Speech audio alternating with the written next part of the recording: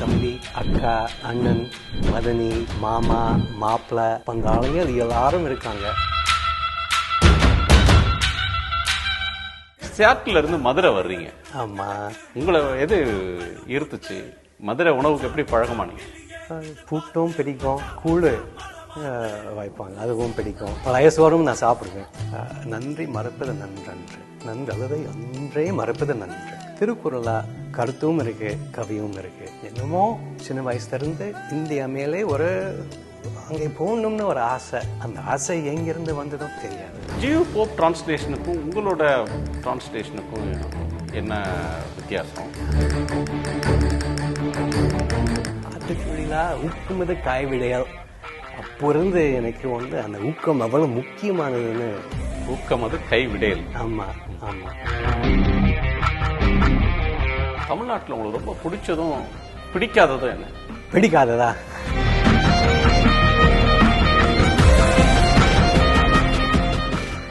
வணக்கம் நண்பர்களே, இது ஒரு வித்தியாசமான விருந்தினரோடு நாம் இன்று சந்திக்கிறோம். தாமஸ் ஹிட்டோச்சி பிரிக்ஸ்மா, கரெக்டா? சரிதான்.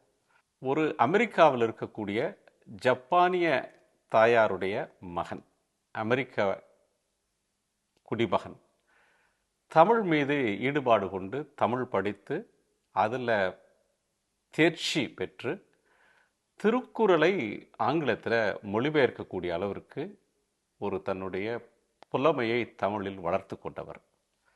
அவர் எழுதின இந்த நூல் ரொம்ப முக்கியமான ஒன்று, தி குறள் அப்படின்ற புத்தகம். இது சார்ந்து நாம் தாமஸ் ஹிட்டோச்சியை சந்திக்கிறோம், உரையாடுறோம். வணக்கம் தாமஸ். வணக்கம்ண்ணா. வணக்கம். திருக்குறள் மேலே எப்படி ஈடுபாடு உங்களுக்கு வந்தது? அது படிப்படியாக தான் ஒரு ஈடுபாடு வந்துருச்சு. அதாவது இங்கே முத வந்தது 98. அப்போது என்னுடைய நோக்கம் என்னென்னா, ஒரு பேசணும், மக்களோடு பழகணும், அவ்வளோதான். ஒரு கிராமத்தை தங்கணும்னு ஆசைப்பட்டேன். எனக்கு ஒரு 2 வருஷம் கல்வி உதவித்தொகை கிடைச்சிது.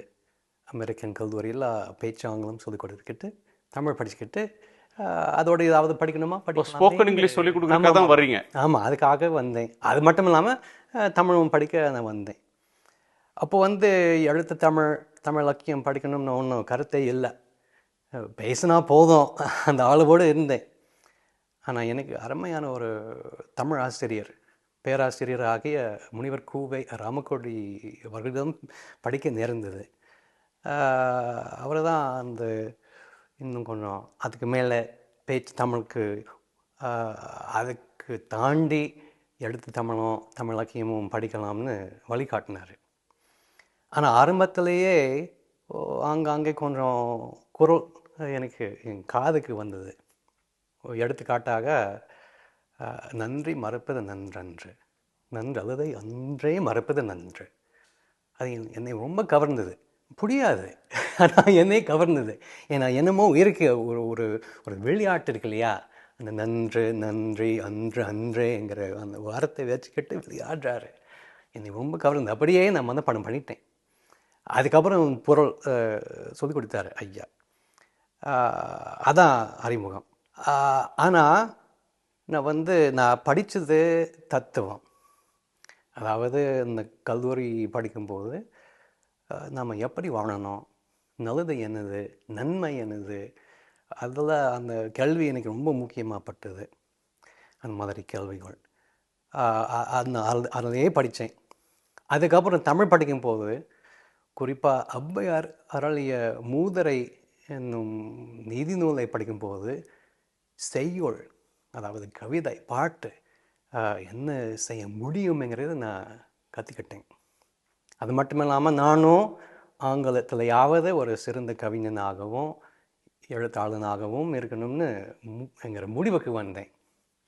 அப்போது திருக்குறளாக கருத்தும் இருக்குது, கவியும் இருக்குது, அந்த தத்துவமும் இருக்குது, கவிநயம், இலக்கியம், செயலுக்குரிய பண்பு இருக்குது, இயல்பு இருக்குது. அந்த ரெண்டும் ஒன்றா வர்ற தன்மை எனக்கு என்னை ரொம்ப கவர்ந்தது. திருக்குறள் மீதான காதல் அப்படின்ற ஒன்றை பற்றி சொல்கிறீங்க. ம் உங்களோட இளமை பருவம் என்ன? நீங்கள் எங்கே பிறந்து வளர்ந்தீங்க? ம் உங்களுடைய ஆரம்ப நாட்கள் ஏர்லி ஸ்டேஜில் என்னெல்லாம் படிச்சீங்க? ம் நீங்கள் தமிழ்நாட்டுக்கு எந்த சூழலில் வந்தீங்க? ஆமாம், நான் வந்து பிறந்தது சியாட்டல். அது வந்து வாஷிங்டன் மாநிலத்தில் உள்ள ஒரு நகரம். அங்கே தான் பழுந்து வளர்ந்துடலாம்.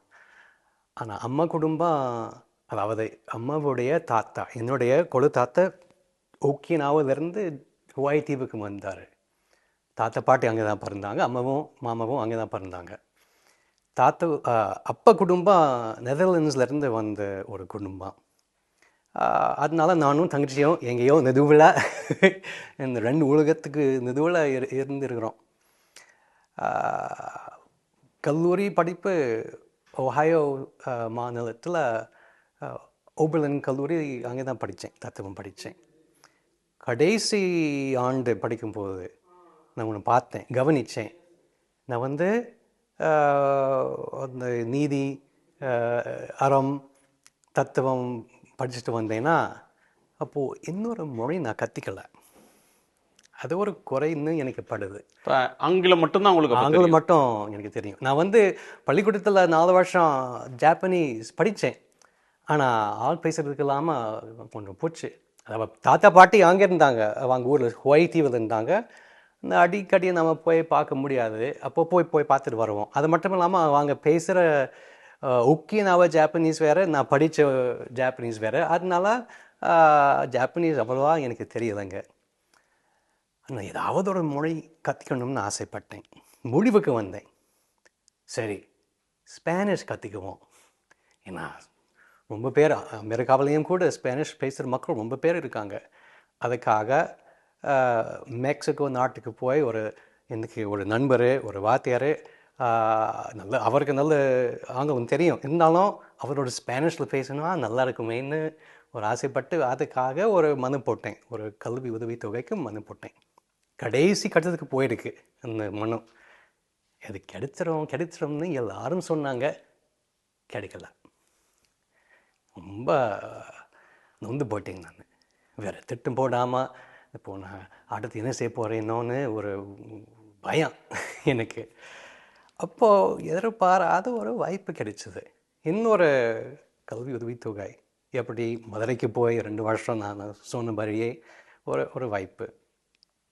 இப்போ பார்த்தேன், தமிழ் படிப்போமா? என்னமோ சின்ன வயசுலேருந்து இந்தியா மேலே அங்கே போகணும்னு ஒரு ஆசை. அந்த ஆசை எங்கேருந்து வந்ததும் தெரியாது, ஆனால் இருந்திருக்கு. ஒவ்வொரு வகுப்புலையும் ஏதாவது ஒரு வேறு அயல் நாட்டை பற்றி ஆராயணும்னா எப்போவுமே இந்தியா தேர்ந்தெடுத்து நான் ஆராய்ந்து ஏதாவது ஒரு ப்ராஜெக்ட் நான் பண்ணுவேன். அதனால சரி போயிட்டு வரோம். அம்மாவுக்கும் அப்பாவுக்கும் பிடிக்கல. என்ன பையன் அங்கே போய் நமக்கு தெரியாத ஒரு மொழி கற்றுக்கிட்டு இங்கே வந்தால் என்ன லாபம்னு பேசிட்டாங்க. வேண்டாம்னு சொன்னாங்க. ஆனால் என்னமோ போகணும்னு தோணுச்சு, நான் போயிட்டேன். இப்போ என்ன சொல்கிறாங்க? இப்போது அந்த மொழி ஆக்கம் வந்த பிறகு கொஞ்சம் பரவாயில்ல, பையன் நல்லா பண்ணியிருக்கான், வேற ஒரு விருந்து வாங்கிட்டானேன்னு சந்தோஷப்படுறாங்க. ஓ, திருக்குறளில் இவங்க டிரான்ஸ்லேஷன் படித்தாங்களா? ஆமாம், படிச்சிருக்காங்க. ஆமாம் ஆமாம், இப்போ தான் நல்லா கொஞ்சம் அவங்களுக்கு ஒன்றும் பெருமையாக இருக்குது. ஓ ஆமாம். சரி, சியாட்டிலிருந்து மதுரை வர்றீங்க. ஆமாம். மதுரை ஒரு பண்டைய நகரம், ஒரு ஏன்ஷியன்ட் சிட்டி. ஆமாம் ஆமாம் ஆமாம். ஆனால் அதனுடைய மனம் மாறாமல் இருக்கும், ஒரு பண்பாட்டு தலைநகரம்னு தமிழ்நாட்டுக்கு அதை ஆமாம் ஆமாங்க. மதுரை என்ன மாதிரி உங்களுக்கு ஒரு உணர்வை கொடுத்துச்சு? அவ்வளோ பெரிய நாட்டில் இருந்து வருகிற போது மதுரை வேற மாதிரி இருந்திருக்குமே. ஆமாம் ஆமாம் ஆமாம், வேறு மாதிரியாக தான் இருந்திருக்கு. இதே நேரத்தில் சில பழக்கம் எனக்கு ரொம்ப புதுசாக படலை. உதாரணமாக நம்ம வந்து வீட்டுக்கு உள்ளே போகும்போது நம்ம செருப்பு கழக்கிட்டு தான் நம்ம போயிடுவோம் இல்லையா? அது எங்கள் தாத்தா பாட்டி ஊர்லேயும் அப்படி செய்வோம். அதனால சரி, இது நம்ம தாத்தா பாட்டி ஊர் மாதிரியாகவே இருக்குன்னு ஒரு சந்தோஷம். அது மட்டும் இல்லை, அங்கே வந்து மாலை மாதிரி ஒன்று லேன்னு சொல்லி போடுவாங்க விசேஷத்தில். இங்கேயும் கூட மாலை கல்யாணத்தில் இல்லை விசேஷத்தில் வைப்பாங்க இல்லையா? அதில் பார்த்து சரி வேறு மாதிரி உலகம், ஆனால் கொஞ்சம் தாத்தா பாட்டி உலகம் கிட்டு வருதுன்னு ஒரு சந்தோஷம். ஆனால் அதே நேரத்தில் ஒரு ஒரு ஒரு கஷ்டம். ஆரம்பத்தில் ஒரு என்ன கஷ்டம்னா ஒரு தனிமை. தமிழில் பேசணும் ஆனால் இன்னும் பேச முடியல. மக்களோட பழகணும் ஆனால் இன்னும் பழக முடியல. அந்த முத பார்த்த ஒரு கஷ்டம் அதுதான், ஒரு தனிமை. எப்படி ஆரம்பிக்கணும்? ஏன்னா பல பேருக்கு ஆங்கிலம் நல்லா தெரியும். அதனால என்னுடைய அரைக்குறையான தமிழில் பேசினா கொஞ்சம் நேரம் கேட்டுட்டு சரி ஆங்கிலத்தை பேசுவோம், விசேஷத்துக்கு போயிடுவோம். அதே ரொம்ப கஷ்டமாக இருந்துச்சு. அந்த கிராமத்துக்கு போன பிறகு தான் பேசுறதுக்கு நல்ல அருமையான வாய்ப்பு. அதுவும் இன்னும் ஒரு உலகம் இல்லைங்களா? அதுவும் ஒரு அருமையான ஒரு அனுபவம். இல்லை, தமிழில் சில சொற்கள் தான் முதல்ல கற்றுருந்துருப்பீங்க. ஆமாம். அப்போ ஆங்கிலத்தில் தான் உங்களுக்கு சரளமாக பேச வந்திருக்கும். ஆமாம். அப்போ மதுரை மாதிரியான இடத்துல ஒரு இடத்துலேருந்து இன்னொரு இடத்துக்கு போகிறது, ஒரு பொருள் வாங்குறது, ஆமாம், ஒரு விஷயத்துக்காக வெளியில் போகிறப்ப நீங்கள் ஆங்கிலத்தில் பேசும்போது அவங்களால புரிஞ்சுக்கிட்டாங்களா? உங்கள் தமிழ் அவங்க எப்படி ஏற்றுக்கிட்டாங்க? அதாவது ஆங்கிலத்தில் பேச மாட்டேன். வாத்தியார் ரொம்ப கண்டிப்பாக இருந்தார். தமிழையே பேசு, 10 வார்த்தை தெரியுதா, அந்த 10 வார்த்தை தெரிஞ்சுக்கிட்டு பேசு. அது மட்டும் இல்லாமல் தமிழையே நினைச்சு பேசணும்னு ரொம்ப கண்டிப்பாக இருந்தார். அந்த ஆரம்பத்திலிருந்து அப்படி தான் பேசி பார்த்தேன். ஆரம்பத்தில் கஷ்டமாக தான் இருந்துச்சு, ஆனால் அது அருமையான ஒரு ஒரு அறிவுரை. ஏன்னா பல பேர் இன்னொரு வேட்டு நாட்டுடைய ஒரு மொழி கற்றுக்கும் போது அந்த மொழியை பற்றி அவங்க சொந்த மொழியில் நினைச்சு அதுக்கப்புறம் பேசுடுவாங்க. இதே மாதிரி ஒரு பெரும்பாலும் சரி தமிழில் பேசணுமா, இப்போது ஆங்கிலத்தில் ஒரு வாக்கியம் உண்டாக்கி அதை மொழிபெயர்த்து பேசுகிறது உண்டு. ஆனால் அது ஒரு மாதிரியாக தான் இருக்கும். இந்த வாக்கியம் அமைப்பே ஆங்கில வாக்கியம். அதனால தமிழில் பேசும்போது என்னமோ ஒரு மாதிரியாக வந்துடும். அதில் வேண்டாம்னு சொல்லி வாத்தியார் ஆரம்பத்திலிருந்தே நல்ல உச்சரிப்போடு அருமையான நல்ல தமிழ் சொற்களோடு பேசணும்னு ரொம்ப ஆரம்பத்திலிருந்து கொண்டு வந்தார். அதனால் படிப்படியாக எப்படி ஒரு பஸ் ஏறி பேருந்து ஏறி போகிறது எப்படி செய்யலாம், காய்கறி வாங்கணும்னா அது எப்படி செய்யலாம், இல்லை ஒரு டீயாவது எப்படி வாங்கிட்டு வர்றது, அதில் எப்படி செய்யலாம்னு படிப்படியாக நான் தெரிஞ்சுக்கிட்டு வந்தேன். மதுரையில் இன்னொரு விசேஷமான அம்சம், சிறப்பு அம்சம் அப்படின்றது அதோட உணவு. ஆமாங்க. ஆமாண்ணா. உங்களை எது ஈர்த்துச்சு? மதுரை உணவுக்கு எப்படி பழக்கமானீங்க? எனக்கு தோசைன்னா ரொம்ப பிடிக்கும். எல்லா தோசை வகை, சாதா தோசை, ஸ்பெஷல் தோசை, ரவை தோசை, அந்த தோசையோட சட்னி சாப்பிட்றது எனக்கு ரொம்ப ரொம்ப பிடிக்கும். அதோடு சரி சாப்பாடும் ரொம்ப பிடிக்கும், புட்டும் பிடிக்கும். நான் கிராமத்து பக்கத்தில் கூழ் வைப்பாங்க, அதுவும் பிடிக்கும். பழைய சோறும் நான் சாப்பிடுவேன். அங்கே இருக்கும்போது நான் சாப்பிட்டுட்டே இருந்தேன்.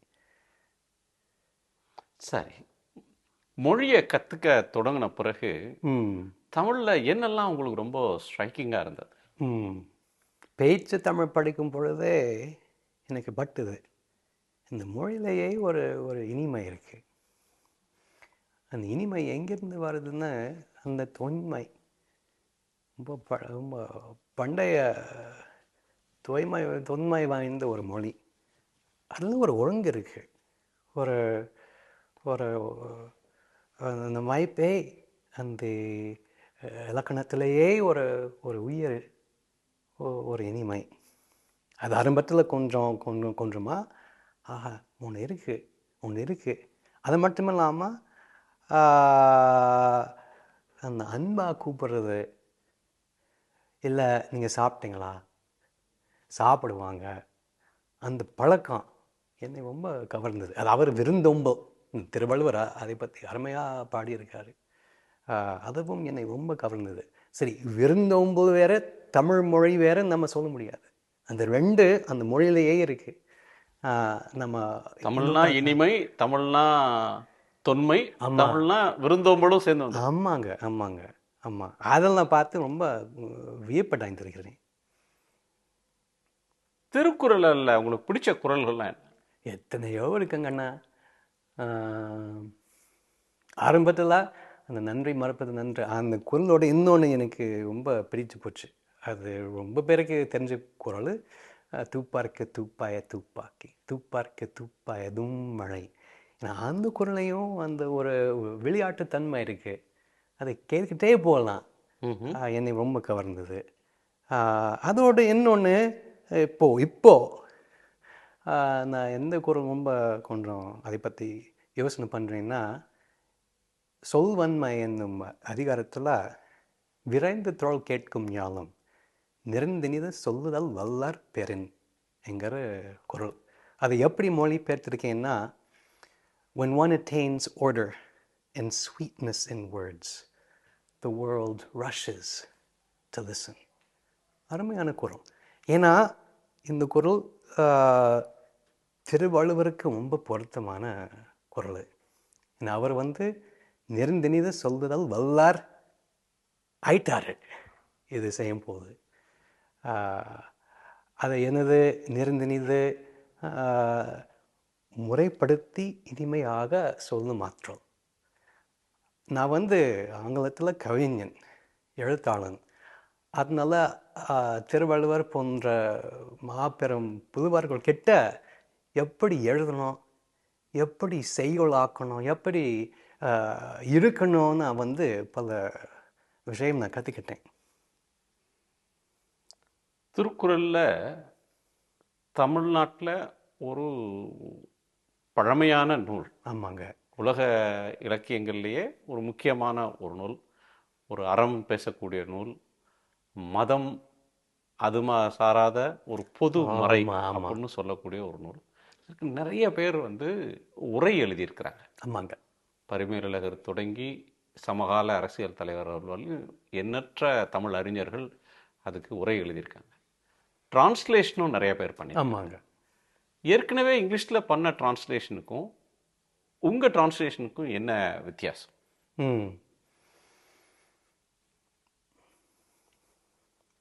நான் ஆரம்பத்தில் திருக்குறளை ஆழமாக படிக்கும்போது 5-6 பழைய ஊரை வச்சு நான் படித்தேன். ஒரு உரை கொத்து. அதில் மணிக்குடுவர், பரிமேலழகர், காலிங்கர், பாதிரர் ஆகிய ஒரு 5-6 பேர் அதில் அவங்க சிறப்பான உரை வச்சு நம்ம படித்தோம். அப்போது நான் மொழிபெயர்க்கணுங்கிற கருத்து இல்லை என்கிட்ட. திருக்குறளை படிக்கிற படிக்கணும், தமிழையே படிக்கணும், அதை பற்றி தமிழையே நினைக்கணும்.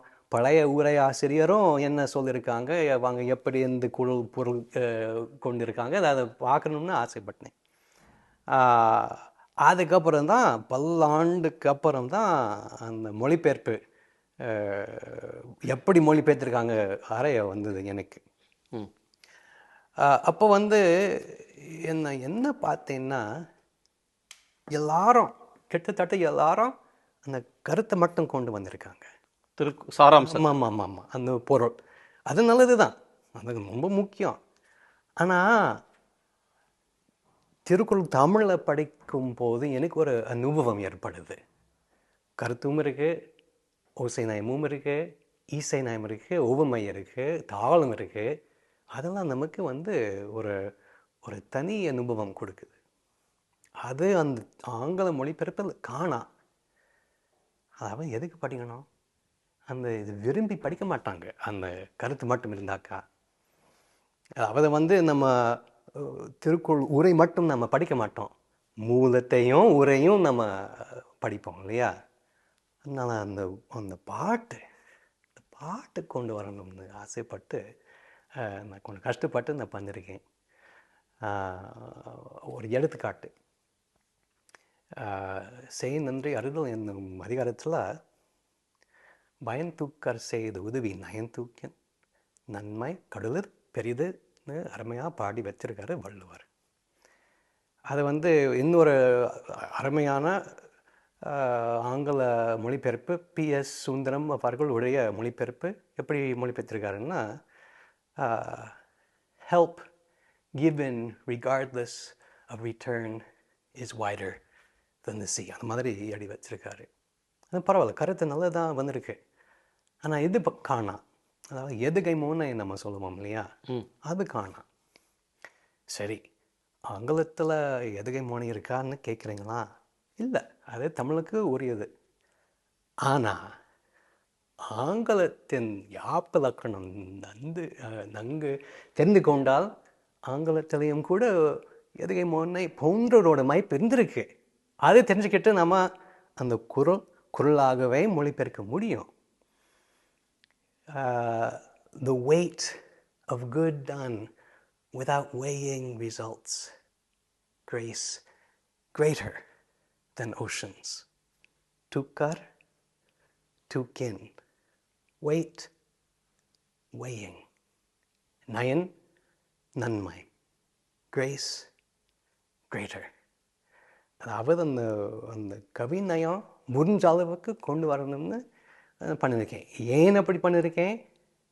அங்கே மக்கள் நம்ம தமிழ் தெரியாத மக்களுக்கு ஒரு படிக்கணும்னு எங்கள் ஆசை கொண்டு வரணும். ஆமாம், அந்த பாட்டெல்லாம் என்னமோ இருக்குது, ஒரு ஒரு கவர்ச்சி இருக்குது.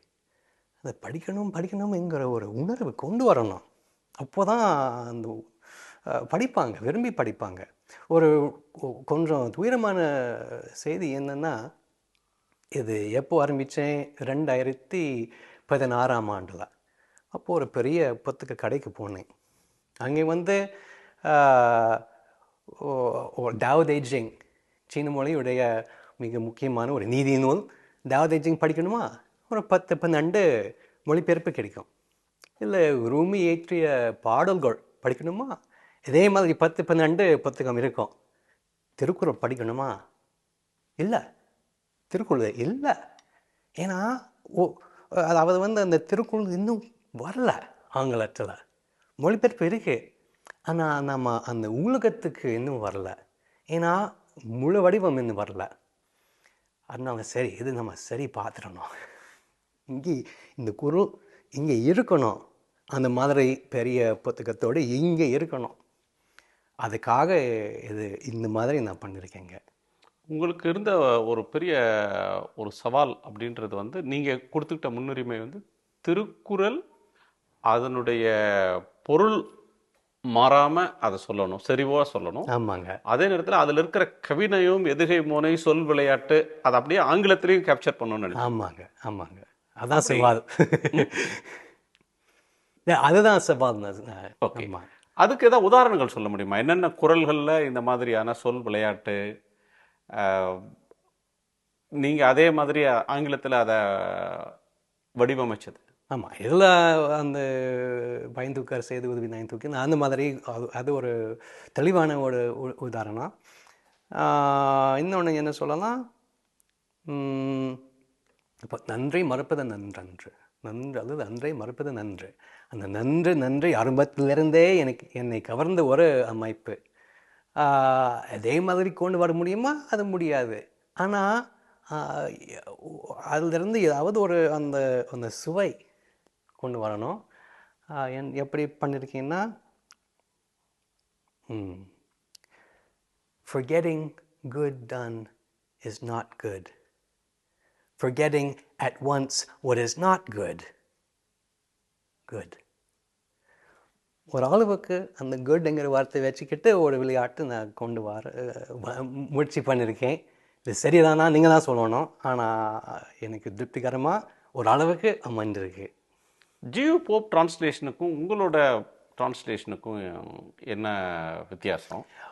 ஒரு அருமையான கேள்வின்னா, அதாவது 2 விஷயம். ஒன்று, அவர் எழுதிய ஆங்கிலம் கொஞ்சம் பழுசாக போச்சுங்க. அதனால் இப்போ இருக்கிற மக்கள் அது படிக்க மாட்டாங்க. சில மாணவங்க படித்தாலும் படிப்பாங்க, ஆனால் பொது மக்கள் இல்லை.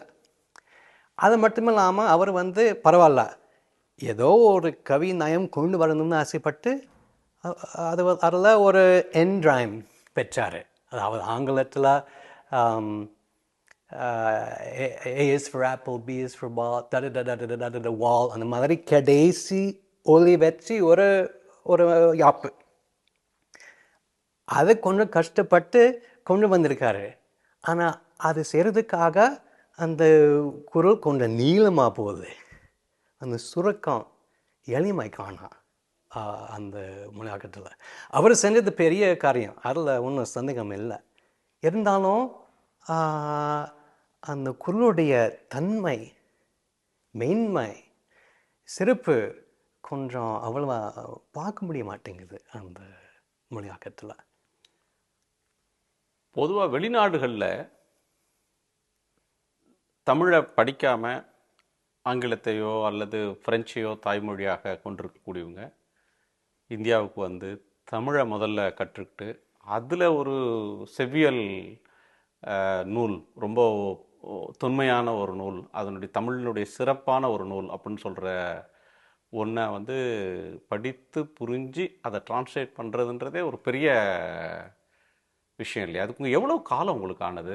எத்தனை வருஷம் நீங்கள் தமிழ் கற்றுக்கிட்டீங்க? திருக்குறள் டிரான்ஸ்லேஷனுக்கு எவ்வளோ காலம் நீங்கள் இந்த மொழியாக்கம் செய்கிறதுக்கு மட்டும் 5 ஆண்டு. ஆனால் அதுக்கு முன்னாடி ஒரு அடிப்படை, அது வந்து 15 வருஷம். அது மொத்தமாக 20 வருஷம் நம்ம சொல்லலாம். ஏன்னா இது செய்கிறதுக்கு நான் ஒரு கவிஞன் ஆக வேண்டியிருந்துச்சு. ஏன்னா ஆங்கிலத்தில் கவிதை எழுதணும்னா அது லேசாக, அது சும்மாவா? அதுவும் அதாவது ஆங்கிலத்தின் தன்மை நல்ல அறிந்து அதை நல்லா பார்த்து நல்லா இந்த காய்ப்பாக்குவோம் சொல்லுவோம் இல்லையா, அது வரணும். அது இருந்தால் தான் இது செய்ய முடியும். நான் வந்து படித்தது 2003-04. அப்போது ஆழமாக படித்தது வாத்தியார் வீட்டிலையே தங்கிக்கிட்டு நான் படித்தேன்.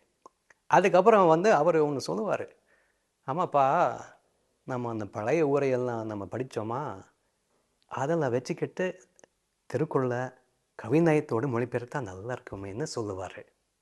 ஆமாங்க ஐயா, நல்லதாக இருக்கும்னு நான் சொல்லுவேன். அதுக்கப்புறம் வந்து என்னை பார்த்து இது அதாவது வந்து அது அடிக்கடி சொல்லுவார், அது செய்யணும், யாராவது வந்து செய்யணும். நான் அடிக்கடி சொல்லுவேன், யாராவது வந்து செய்யட்டும். என்னை வச்சு மனசில் வச்சு சொன்னாருன்னு எனக்கு புரியல. 12 வருஷம் எனக்கு புரியல. அதுக்கப்புறம் எனக்கு தோணுருச்சு, சரி மற்ற விஷயத்தில் என்னுடைய வாத்தியார் நேராக சொல்லுவார், இது செய்யணும், இது செய்யக்கூடாது.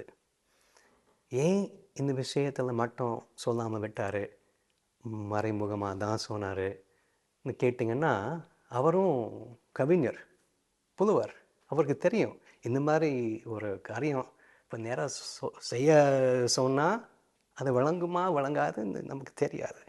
என்ன செய்ய முடியும், ஒரு விதை வைக்க முடியும், முளைக்குமா பார்ப்போம். அப்போது 2015ஆம் ஆண்டில் எனக்கு டிசம்பர் மாதம், மார்கழி மாதம், ஆமாம் நானும் ஒரு மொழிபெயர்ப்பு பண்ணலாமேன்னு படி பார்ப்போமா. அப்போது அந்த முடிவுக்கு வந்து ஜனவரி 1ஆம் தேதியிலேருந்து ஒவ்வொரு நாளையும் ஒரு குரலை எடுத்து மொழிபெயர்த்து வச்சுருக்கேன். 2-3 அடிகாரம் செய்த பிறகு ஐயாவுக்கு நான் ஃபோன் பண்ணுறேன், ஆமாங்க ஐயா நானும் ஒரு திருக்குறள் மொழியாக்கம் பண்ணலாம்னு கொஞ்சம் பார்க்குறேன்னு சொன்னேன். அத்தாடி அப்படின்னாரு, புரிஞ்சதா, நீ பண்ணு, முடிச்சிட்டு வா, நம்ம உட்காந்து பார்த்துருவோம் அப்படின்னாரு. இப்போ அடுத்த வருஷம் அங்கே போய் அது சரி பார்த்துட்டோம், அவர் வீட்டிலையே இருந்துக்கிட்டு. என்ன சொன்னார் முதல்ல உங்கள் டிரான்ஸ்லேஷன் பார்த்துட்டு? அவர் வந்து சந்தோஷப்பட்டார். ஆனால் அவர் வந்து ரொம்ப, அவருக்கு நல்ல ஆங்கிலம் புலமை, அதனால பார்ப்பார், சரி ஆங்கிலம் அந்த மொழிபெயர்ப்பு பரவாயில்ல, பொருள் கொண்டாந்து வச்சிருக்க, ஆனால் இது காணா, இன்னொரு கொஞ்சம் வேகம் வேணும், இல்லை அந்த மெல்லோசை கொண்டு வர முடியுமா, அதெல்லாம் கேட்பார். நானும் பார்ப்பேன், சரி பண்ணி பார்ப்போம். அதாவது கடைசி வரைக்கும் இன்னும் நல்லா பண்ண முடியும், இன்னும் நல்லா பண்ண பாரு. அது அந்த ஊக்கம், அந்த ஆர்வம் அப்படி உண்டாக்கிட்டார். அதனால தான் சரி இது வெளியிடலாம் என்கிற முடிவுக்கு வந்தேன். அது மட்டும் இல்லாமல் அது செய்யும் போது இன்னொரு கருத்து எனக்கு தோணுருச்சு. சில பகுதியில் சில வார்த்தையோ இல்லை கருத்தோ புரியாமல் போயிடலாம். அது அப்படி புரியாமல் போகக்கூடாதுன்னு நானும் ஒரு உரை எழுதி வச்சுருக்கேன். அந்த புத்தகம் எப்படி அமைப்பு, அந்த முன்னுரை எல்லாம் ஒரு முன்னுரை இருந்துட்டு அதுக்கப்புறம் மொழியாக்கம், அதுக்கப்புறம் குறிப்புரை, முக்கியமான சொற்களுக்கு ஒரு விளக்கம், இல்லை இந்த மண்குடுவர் இப்படி பொருள் எடுத்திருக்காரு, பரிமேலாளர்கள் வேறுபாடு, அந்த மாதிரி சில கருத்து சொந்தமான கருத்தும் நான் சேர்த்து வச்சு கொண்டு கொடுத்துருக்கேன். அது இருந்தால் தான் மொழியாக்கம் ஒரு முழுமை கிடைக்கும்னு அதை அப்படி நான் பண்ணியிருக்கேங்க. ஓகே. திருக்குறளை தாண்டி வேற எந்த இலக்கியங்கள்லாம் உங்களுக்கு ஆர்வம் வந்தது? நான் ஔவையார், அதாவது இடைக்காலத்து ஔவையார் அவங்க மேலே எனக்கு ஒரு பற்று. ஏன்னா ஆரம்பத்தில் படித்த மூதரை என்னை ரொம்ப பறிச்சது. அது மட்டும் இல்லாமல் சங்க காலம், புறநானூறு, குறுந்தொகை, சிலப்பதிகாரம் நான் படிச்சிருக்கேன், விரும்பி படிச்சிருக்கேன். ஆண்டாள், திருப்பாவை அதுவும் நான் படிச்சிருக்கேன். இப்போ வர இலக்கியம் இப்போ தான் கொஞ்சம் படிக்க ஆரம்பிச்சிருக்கேன். சமீபத்தில் பெருமாள் முருகன் எழுதிய ஒரு அருமையான இலக்கிய கட்டுரை தொகுப்பு, அதுக்கு பேர் வான்குருவியின் கூடு, தனி பாடலை பற்றி ஒரு நூல். அதாவது ஒவ்வொரு தனி பாடலுக்கும் ஒரு வாழ்க்கையில் நடந்த சம்பவத்தை வச்சு எழுதிய ஒரு கட்டுரை தொகுப்பு, அதுவும் படிச்சிருக்கேன். அதை மொழிபெயர்க்கணும்னு ஆசை இருக்குது, அதை பண்ணிகிட்டே இருக்கேன். அது மட்டும் இல்லாமல் அந்த ஔவையாரும் கொஞ்சம் ஒரு மொழியாக்கம் பண்ணிகிட்டே இருக்கேன். ஔவையாரில் உங்களுக்கு பிடிச்ச ஆத்திச்சூடிகள்? ஆத்திச்சூடியில் ஊக்கமிது கைவிடையல். அப்போ இருந்து எனக்கு அந்த ஊக்கம் அவ்வளோ முக்கியமானதுன்னு. ஊக்கம் அது கைவிடையல். ஆமாம் ஆமாம் ஆமாம். அது உங்களுக்கு ரொம்ப ஊக்கம் கொடுக்குறதா? ஆமாங்க ஆமாம். அது மட்டும் இல்லாமல் இன்னொன்று, அந்த இதே இடத்துல வருது, ஐயம் இட்டு உண் இல்லையா? அப்போ நம்ம சாப்பிட்றதுக்கு ஏதாவது கொடுத்துட்டு நீயும் சாப்பிடு, அந்த பொருள். ரொம்ப பேர் சரி கொடுக்கணும் அதை விட நிப்பாட்டுவாங்க, அவ்வளோதான். ஆனால் அதில் அருமை என்னென்னா, கொடுத்து நீயும் சாப்பிடணும். அதுவும் அதாவது மற்றவங்க நல்லா இருக்கணும், நாம் நல்லா இருக்கணும், ரெண்டும் எல்லாரும் நல்லா இருக்கணும்ங்கிற அந்த அந்த சிறிய சிறிய பாட்டில் பெரிய பெரிய கருத்து நமக்கு கிடைக்குது. புறநானூறு சொன்னீங்க, சிலப்பதிகாரம். ஆமாம் ஆமாம். புறநானூறுலாம் ரொம்ப கடினமாக இருக்குமே? ஆமாம், சில இடத்துல கடினமாக தான் இருக்குது. அதே நேரத்தில் அங்கேயும் ஒரு ஒரு ஒரு மேன்மை, ஒரு ஒரு அருமை நம்ம பார்க்குறோம். ஒரு ஆரம்பத்திலேயே படித்த ஒரு பாட்டு புறநானூறு, கடுவோல் மாய்ந்த எழும் பெரும் எழுதி ஒரு பாட்டு. உண்டால் அம்மை உலகம் எந்திரர் எழுதம் ஈவது ஐயனும் இனிதன தமிழார் உண்டலும் மிதரை முனிவலர் துஞ்சலும் மில்லர் பிறர் அஞ்சுவது அஞ்சி புகழெனின் உயரும் கொடுக்குவர் பழையனின் உள்கொடன் பெரினும் கொள்ளுவார் அயர்விலார் அன்னம் மாற்றி அணியராகி தமக்கென முயலா நோந்தாள் பிறர்க்கென முயலார் உண்மையானே. அதாவது நல்ல வாங்கி இருக்கிறனால தான் இந்த உலகம் இருக்குது. இவ்வளவு அருமையான கருத்து. அந்த இந்திரர் மிருதம் ஈவது ஆயனும் என்கிறது, நீங்கள் அந்த மிருதான், உங்களுக்கு இது சாப்பிட்டா எப்போவுமே இருப்பீங்க, சாக மாட்டீங்க. அப்படி கிடைச்சாலும் தனியாக சாப்பிட மாட்டாங்க, யாராவது கூப்பிட்டு தான் சாப்பிடணும். அதை தான் விருந்தோம்போ. அதை பார்த்து வியந்திருக்கேன். அதே மாதிரி அதாவது அந்த சின்ன பாட்டில் சும்மா ஒரு 10-12 லைன் இருக்கு இல்லையா, அடி இருக்கு, அதில் எவ்வளவு அது சான்றாண்மை என்னதுன்னு அந்த பாட்டு வர அருமையான ஒரு வழிகாட்டி. திருக்குறள் ஆங்கில புத்தகத்துக்கு தி குறளுக்கு எப்படி வரவேற்பு இருந்ததுன்னு தெரிஞ்சுக்க விரும்புகிறேன். சரிங்க. என்னென்ன தமிழர் அல்லாத வேற இங்கிலீஷ்காரங்கள்ட்ட, வேற மொழி பேசக்கூடியவங்கள்ட்ட என்ன ரெஸ்பான்ஸ் இருந்ததுன்னு தெரியணும்.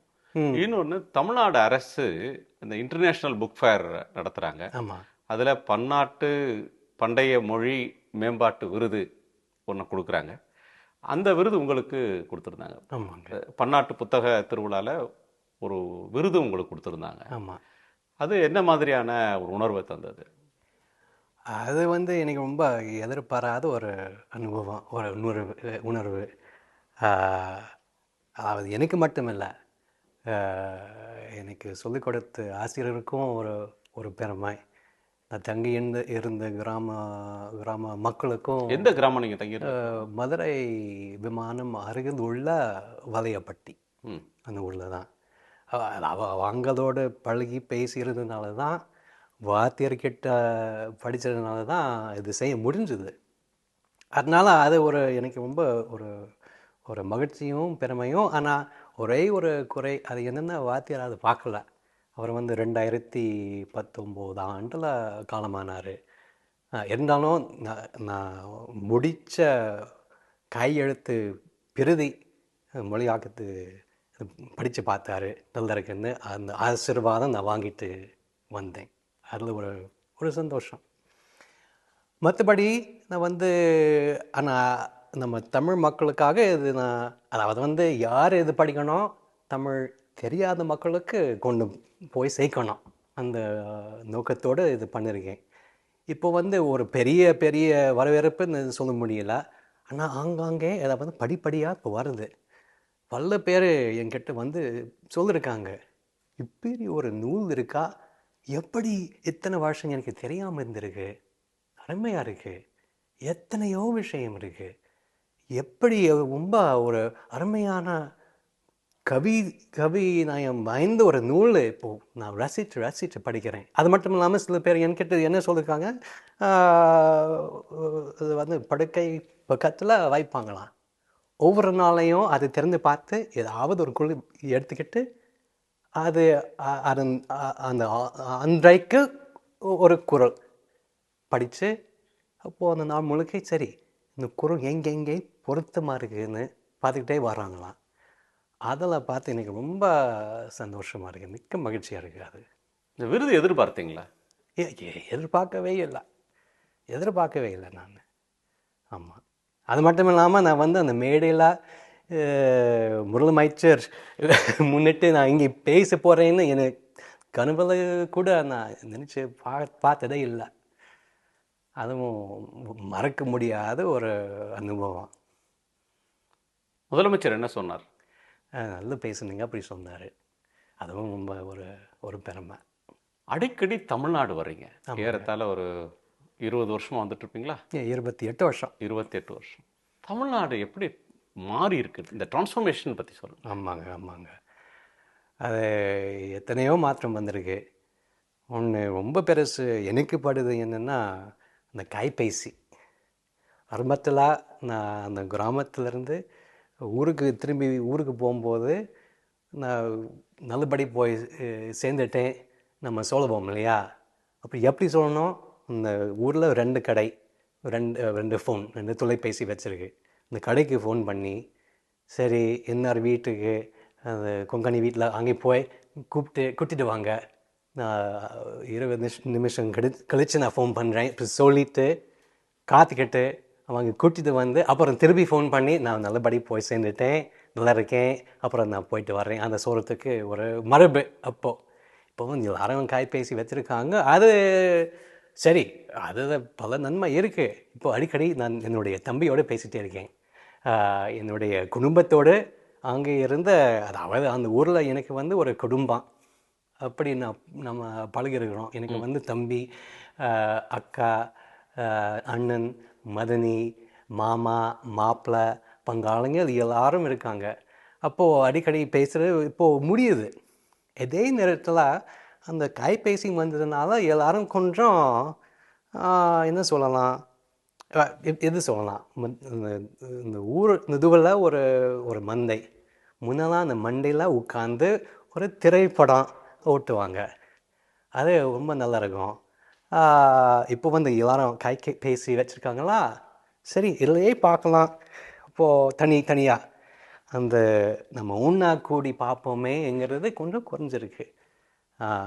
ஆனால் இதே நேரத்தில் அந்த கிராமத்தில் ஒவ்வொரு மாதத்துலேயும் திருவிழா வைப்பாங்க, மாசி பொங்கல்னு சொல்லி. அங்கேயும் வந்து நாடகம் வைப்பாங்க. அதை எல்லாரும் ஒன்றா கூடி பார்ப்பாங்க இன்னி தேதி வரைக்கும். அதனால மாற்றம் வருது. ஆனால் சில விஷயம் மாறாமலும் இருக்குங்க. அதுவும் அதான் பண்பாடு. 28 வருஷத்துல தமிழ்நாட்டு அன்னைக்கு நீங்க பார்த்த தமிழ்நாடும் இன்னைக்கு பார்க்குற தமிழ்நாடு, அன்னைக்கு மக்களுக்கு இருந்த கல்வி அறிவு, இன்னைக்கு அவங்களுக்கு இருக்கிற கல்வி, வேலை வாய்ப்பு, அது சம்மந்தப்பட்ட ஒரு எம்பவர்மெண்ட் அப்படின்னு சொல்கிற ஒரு ஆமாங்க. அன்னைக்கு இருந்த மருத்துவமனை, அன்னைக்கு இருந்த கல்லூரிகள், இன்னைக்கு இருக்கிற கல்லூரி, அன்னைக்கு இருந்த சாலை வசதி, இன்னைக்கு இருக்கிற போக்குவரத்து வசதி, ஆமாம், இது எப்படி மாறி இருக்கு? ரொம்ப மாறி இருக்கு, ரொம்ப மாறி இருக்கு.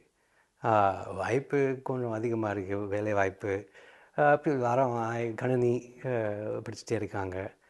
ஆனால் அதே நேரத்தில் நான் திருக்குறள் படிச்சிருந்தனால அந்த விவசாயம் அதுக்கு கொடுத்த முக்கியத்துவம் நானும் கொஞ்சம் பார்க்குறேன். அதனால சரி, இதெல்லாம் வந்திருக்கு. இதே நேரத்தில் இப்போது ஒரு விவசாயி வெங்காயம் போட்டால் அது விளைவிக்குமா? இப்போ வந்து சமீபத்தில் எங்கள் அந்த அந்த ஊரில் வெங்காயம் போட்டாங்க. அது எப்படி வைக்கிறது? 30 ரூபாய், 35, இல்லை 25, ரொம்ப மட்டமான விலை விற்குது.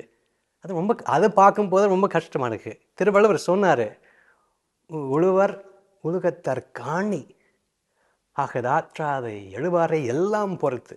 அதாவது விவசாயிங்க இருக்கிறதுனால தான் எல்லாம் ஒழுங்காக நடக்குது, மற்ற எல்லாரும் சாப்பிட முடியுது. அது நான் இன்னும் அதுவும் நம்ம நல்லா பாதுகாக்கணும்னு நான் பார்க்குறேங்க. சரி. ரெண்டாவது, இப்போ தமிழ் வந்து ஒரு செம்மொழி, கிளாசிக்கல் லாங்குவேஜ்னு சொல்கிறோம். இப்போ சமகாலத்தில் இதே மாதிரி தொன்மை கொண்ட கிரேக்க மொழியோ மற்ற மொழிகள் வந்து இன்னைக்கு இருக்கிற அளவுக்கான உயிர் போட இல்லை. கிரேக்கமோ லாட்டினோ ஆமாம், தமிழ் அளவுக்கு உயிர் போடலை. 2000 வருஷத்துக்கு முன்னாடி திருக்குறள் எழுதப்பட்டிருந்தாலும் ஆமாம், இன்றைக்கும் அதை வந்து படிக்க முடியுது. இன்னைக்கு இருக்கிற லைஃபோட நம்ம வந்து பொருத்தி பார்க்க முடியுது. இன்றைக்கும் அதை பற்றி ஆராய்ச்சி பண்ணுறாங்க. ஆமாம். இதை எப்படி நீங்கள் பார்க்க? இதுதான் ரொம்ப அருமையான ஒரு ஒரு தன்மை. இந்த கிரேக்க மொழி இருக்கு, ஆனால் அந்த பண்டைய கிரேக்க மொழி வேற, இப்போ இருக்கிற கிரேக்க மொழி வேற. ஒரு இது இடைவெளி இருக்குது. தமிழ் அப்படி கிடையாது. நீங்கள் சொன்ன மாதிரியே எப்படி தொடர்ந்து வருது. அதுதான் அந்த அப்படி தொடர்ந்து வர்றதுனால ஒரு ஒழுங்கு, ஒரு ஒரு மேன்மை, ஒரு அருமை ஆரம்பத்திலிருந்தே வருது. அதனால தான் அப்படி வாழும் இந்த தமிழ். உங்களுக்கு ஸ்பானிஷ் தெரியும்னு கேள்விப்பட்டேன். ஆமாங்க, ஆமாங்க. ஸ்பானிஷும் நான் கற்றுக்கிட்டேன். தமிழ் சினிமாலாம் பார்ப்பீங்களா? உங்களுக்கு என்ன சினிமா பிடிக்கும்? நான் வந்து அப்பப்போ பார்ப்பேன். அதாவது 4 பேர் இது படம் நல்லா இருக்குன்னு சொன்னாங்கன்னா நான் போய் பார்ப்பேன். சமீபத்தில் பார்த்த படம் என்னென்னா டூரிஸ்ட் ஃபேமிலி. நான் வந்து டொராண்டோ 2-3 தடவை நான் போயிட்டு வந்திருக்கேன் பேசுகிறதுக்கு. அங்கே வந்து இலங்கையிலேருந்து வந்த தமிழ் மக்கள் அங்கே தான் சந்திச்சிருக்கிறேன். அவங்க பேசுகிற மொழி இன்னும் அதுவும் கொஞ்சம் கேட்டு இப்போ தெரிஞ்சுக்கிறேன். அதனால அந்த படத்தை பார்க்கும்போது ஆமாம், இதான் அந்த இலங்கை தமிழ். அதாவது வந்து நம்ம பேசுகிறோம், சொல்கிறோம், நம்ம சொல்லுவோம் இல்லையா, அங்கே வந்து கரிக்கிறோம், கரிச்சோம், கரிப்பீங்களா, அதெல்லாம் நம்ம அங்கே வந்து பேச்சு வழக்கு. இதே மாதிரி அழகாக இருக்குதுன்னு சொல்லுவாங்க, நாம் சொல்லுவோம். இப்போ வடிவாக இருக்குதுன்னு சொல்லுவாங்க. அதெல்லாம் அந்த வித்தியாசத்தை அந்த வட்டார வழக்கு அதெல்லாம் தெரிஞ்சுக்கிட்டல அது வந்து ஒரு ஒரு இன்பம் இருக்குது. நம்ம இப்படியும் நம்ம பேசலாம், அப்படியும் ஆரம்பத்திலிருந்து பேசுகிற மரபு வழக்கம் இருக்குன்னு. அதாவது தமிழ்ங்கிறது ஒரு மாபெரும் கடல். அது தமிழை பொறுத்த வரைக்கும் நான் சின்ன பையன்தான், இப்போ தான் நீச்சல் அடிக்க கற்றுக்கிறேன். உங்கள் பேச்சிலேயே மதுரை வட்டார வழக்கோட தாக்கம் இருக்குது. உங்களுக்கு வடிவேலு ஜோக்ஸ்லாம் புரியுமா? ஒரு அளவுக்கு தான். அதாவது வந்து அந்த சூழ்நிலை நல்லா புரிஞ்சுக்கிட்டேன்னா அது கொஞ்சம் எனக்கும் ரொம்ப சிரிப்பாக வரும். ஆமாம், அதுவும் அதாவது வந்து அதே மாதிரி நம்ம மதுரை பேச்சு இதுதான் மதுரை பேச்சு, இதுதான் சென்னை பேச்சு ஒரு அளவுக்கு தான் எனக்கு புரியும். ஏன்னா மதுரை பேச்சு தான் நான் பேசுகிறேன். ஆனால் இது மதுரை மட்டுமா, சில இடத்துல எனக்கு தெரியும், சில இடத்துல எனக்கு தெரியாது. அது அப்படி இயல்பாக வருது. அங்கே தான் படிச்சிட்டேன். அதனால தான். தமிழோட நல்ல இலக்கியங்கள் வேற மொழிகளுக்கு போகலை அப்படின்ற ஒரு குறை இருக்கு. தமிழில் சிறந்த புத்தகங்கள் வருது, ஆனால் அது வந்து இன்னொரு மொழியில் போகிறது, வேற மொழிகளை சேர்ந்தவங்க வேற நாடுகளை சேர்ந்தவங்களுக்கு இந்த இலக்கியம் போகலை. அது பண்டைய இலக்கியம்னாலும் சரி, சமகாலத்தில் ரைட்டர்ஸ் எழுதுகிற நம்ம எழுத்தாளருடைய கவிதைகள், கட்டுரைகள், நாவல் இதெல்லாம் பரவலாக போகலைன்னு ஒரு குறை உண்டு. ஆமாம். இப்போ ஒரு இன்டர்நேஷ்னல் புக் ஃபேர்னு ஒரு விஷயத்தை தொடர்ந்து தமிழ்நாடு அரசு ஒரு 4 வருஷமும் முயற்சி பண்ணுறாங்க. அது ஏதாவது சாதிச்சிருக்கா? அதில் ஏதாவது? ஆமாம். நான் நேரில் பார்த்துருக்கேன். 2 தடவை நான் வந்து கலந்துருக்கேன். அங்கேயும் வந்து இப்போ இந்த தடவை மட்டும் 102 நாள்லேருந்து வந்தாங்க. பல பேரோடு நான் பேசியிருந்தேன். அவங்க ரொம்ப ஆச்சரியப்பட்டாங்க. ஆஹா, தமிழ்மொழி எவ்வளவு அருமையான ஒரு மொழி, இவ்வளோ பழைய தமிழ் இருந்தாலும் சரி, இப்போ வர்ற இது எழுத்தாளுங்க, கவிஞருங்க அதெல்லாம் பார்த்து வியப்படைந்து இப்போ ரொம்ப சந்தோஷமாக சரி நம்மளும் இது மொழிபெயர்க்கணும். அது மட்டும் இல்லாமல் இந்த திருக்குறளும் இப்போ ஒரு திட்டம் கொண்டு வந்திருக்காங்க. அது வந்து 15 இதுவரைக்கும் திருக்குறள் மொழிக்கப்பட்டாத ஒரு மொழிபெயர்ப்பு செய்வோம். எப்படி இருக்கும்னா தமிழ், அதோடு தமிழ் உச்சரிப்பு ஆங்கில எழுத்தில், அப்புறம் என்னுடைய மொழிபெயர்ப்பு, அப்புறம் இன்னொரு மொழி. இப்போது வரப்போகுது என்ன வரப்போகுதுன்னா மாவோரி. நியூசிலாந்தில் உள்ள ஒரு ரொம்ப முக்கியமான, அதுவும் தொன்மை வாய்ந்த ஒரு மொழி. அப்போ அந்த பதிப்பு அவர் நூலாசிரியர் கிட்ட நான் அவரோடு பேசிட்டு இருந்தேன். அவர் சொன்னார், வாங்க மொழிபெயர்ப்பாளர் என்ன சொன்னாருன்னா, அந்த மொழிக்கும் தமிழ் மொழிக்கும் உள்ள ஒரு உடன்பாடு இருக்குது, கருத்து உடன்பாடு, அமைப்பு உடன்பாடு. அது கேட்டுக்கிட்டு எனக்கு ரொம்ப சந்தோஷமாக போச்சுங்க. ஏன்னா இந்த மாதிரி மொழிபெயர்ப்பு இருந்தால் தான் ஓஹோ நம்ம யாதும் ஊரே யாவரும் கேளீர் நம்ம அடிக்கடி பேசுகிறோம் இல்லையா, அது நம்ம பேசலாம். ஆனால் உண்மையில் நல்லா நேராக பார்க்கணுன்னா இந்த மாதிரி மொழிபெயர்ப்பு வேணும்.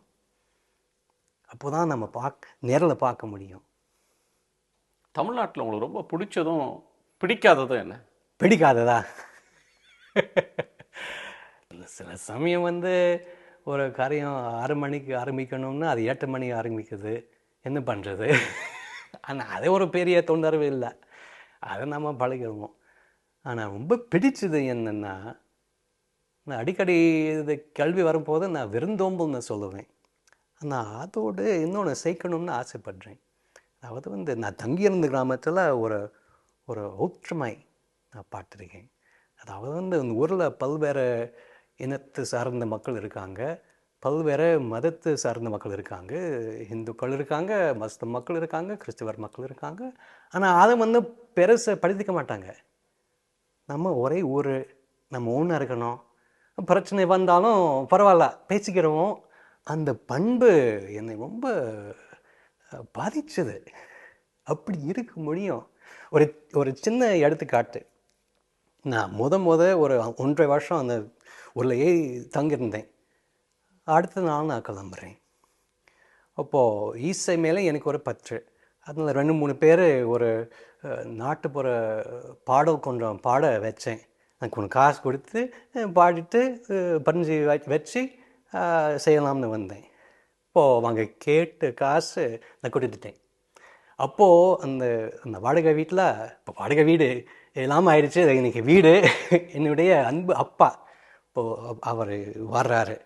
அது பண்ண பிறகு அவர் என்ன சொன்னார், எவ்வளோ கொடுத்தீங்க, எவ்வளவு கொடுத்தேன் கேட்டார். 80 கொடுத்தேன். 80 கேட்டாங்க, 80 நான் கொடுத்தேன். அவருக்கு அது பிடிக்கலை. அவருக்கு வந்து அது அதிகமாக போச்சு. காட்டமாக பேச ஆரம்பித்தார். எனக்கு ரொம்ப ரொம்ப கஷ்டமாக போச்சு. ஏன்னா நாளைக்கு நான் ஊருக்கு போடுறேன். இன்றைக்கி வந்து அப்பா, என் அன்பு அப்பா என் மேலே எவ்வளவு கோபம், எப்படி நான் ஊருக்கு போகிறதுன்னு என்ன அப்படி அழுதேன் நான்.